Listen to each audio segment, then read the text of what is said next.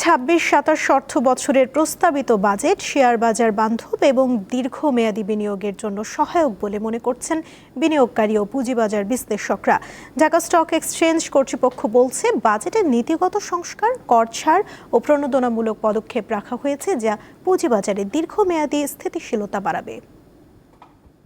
প্রতি বছর বাজেট এলেই শেয়ার বাজারে বিনিয়োগকারীরা অপেক্ষা করেন এবারের বাজেটে বাজার উন্নয়নে কী পদক্ষেপ রয়েছে। চলুন দেখে নেওয়া যাক 2026-27 অর্থবছরের বাজেটে শেয়ার বাজারের উন্নয়নে কী পদক্ষেপ রয়েছে। প্রস্তাবিত বাজেটে খুচরা বিনিয়োগকারীদের জন্য তাৎক্ষণিক কর ছাড় বা নীতি প্রণোদনা না থাকলেও দীর্ঘমেয়াদী ও প্রাতিষ্ঠানিক ভিত্তি শক্তিশালী করার ওপর জোর দেওয়া হয়েছে। বিশেষ করে লেনদেন নিষ্পত্তির সময়সীমা হ্রাস বা একই দিনে নিষ্পত্তির পরিকল্পনা, জবাবদিহিতা ও স্বচ্ছতা বৃদ্ধি, পুঁজিবাজার সংশ্লিষ্ট দ্রুত বিরোধ নিষ্পত্তিতে বিশেষ ট্রাইব্যুনাল গঠন, কমোডিটি এক্সচেঞ্জ ও বন্ড চালুর প্রস্তাব এবং বিদেশি বিনিয়োগ সহজীকরণ। আর এসব পদক্ষেপ দেখে বাজারের প্রতি আস্থা ফিরবে বলে আশা করছেন বিনিয়োগকারীরা। অন্তপক্ষে ডাইল ভাত খাইয়ার মতন যেন করতে পারি, সেই যেন সরকার যেন আমাদের দিকে যেন একটু সুনজর যেন দেয়। ক্লেমনের কিউআর কোড স্ক্যান করো আর ঘুরে দেখো বাংলাদেশের ঐতিহ্য। ক্লেমন রিয়েলি বাংলাদেশী। ক্ষুদ্র বিনিয়োগকারীরা ওভারঅলি এখন দীর্ঘদিনে যে একটা আস্থার সংকট ছিল, সেই আস্থার সংকট তো কাটিয়ে উঠছে।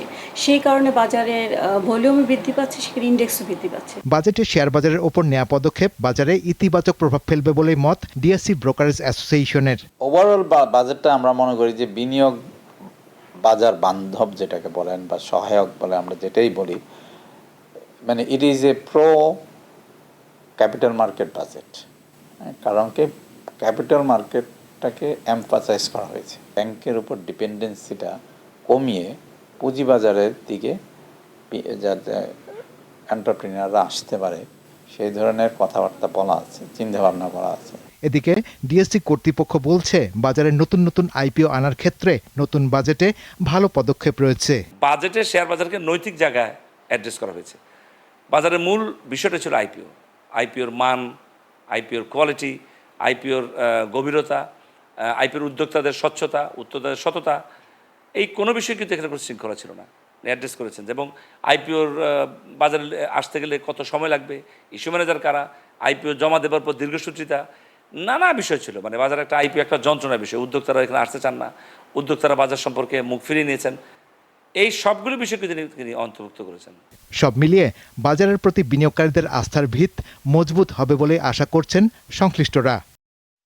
শাহরিয়ার ইমন, দীপ্ত সংবাদ, ঢাকা।